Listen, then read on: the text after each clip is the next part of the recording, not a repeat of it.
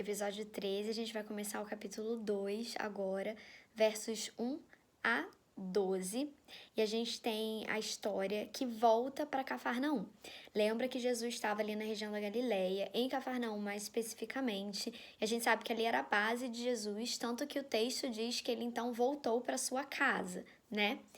E ele tinha saído, lembra, ele passa um tempo em oração com Deus, e aí ele entende que ele tem que ir para outras regiões da Galileia, e aí ele vai para essas outras regiões, faz várias curas e prega e fala para as pessoas sobre o reino de Deus, e aí ele volta para Cafarnaum, que é o lugar onde ele estava baseado antes.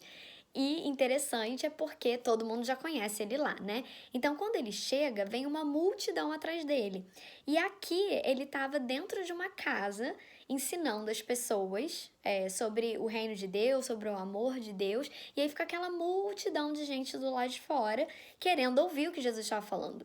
Nisso, a fama correu tanto que chegou aos ouvidos de 5 pessoas. 4 amigos e um paralítico. E esses 4 amigos, sabendo que Jesus era capaz de curar o amigo deles, que era paralítico, chega, pega esse paralítico e vai até onde Jesus está, para que Jesus então cure esse homem. Só que está tão lotado que eles não conseguem chegar perto de Jesus. Mas eles falam, cara, a gente já está aqui, a gente não pode ir embora. Tipo, a gente está tão perto. Aí, o que eles pensam?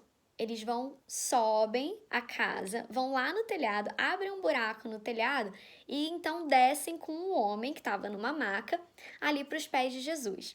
Aí olha que interessante, a gente vê várias vezes Jesus em outras histórias falando sobre a fé das pessoas que ele cura, né? Ele elogia a fé dessas pessoas e aí então performa um milagre de cura. Aqui, Jesus não só elogia a fé do paralítico, ele elogia a fé do grupo como um todo, porque está no plural. Ele fala que, vendo-lhes a fé, Jesus disse ao paralítico. Ele vê a fé do grupo como um todo. E aí ele elogia essa fé desse grupo. Isso mostra como a gente nunca está sozinho, né?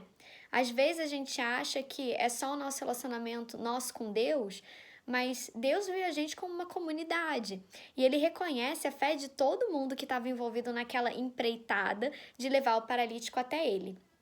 Só que Jesus também leu o coração das pessoas e ele sabia que mais do que voltar a andar, aquele paralítico precisava era ter uma vida nova. Ele precisava que os pecados dele fossem perdoados. E aqui eu não estou falando que ele era um homem super mal, que fazia um monte de coisa errada. Todos nós vivemos no mundo de pecado e todos nós precisamos ter uma vida renovada.